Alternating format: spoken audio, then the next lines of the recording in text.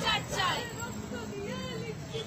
তিলোত্তমার বিচার চাই, কষ্ট কথা একটাই, তিলোত্তমার বিচার চাই, তবে এখন একটাই, তিলোত্তমার বিচার চাই।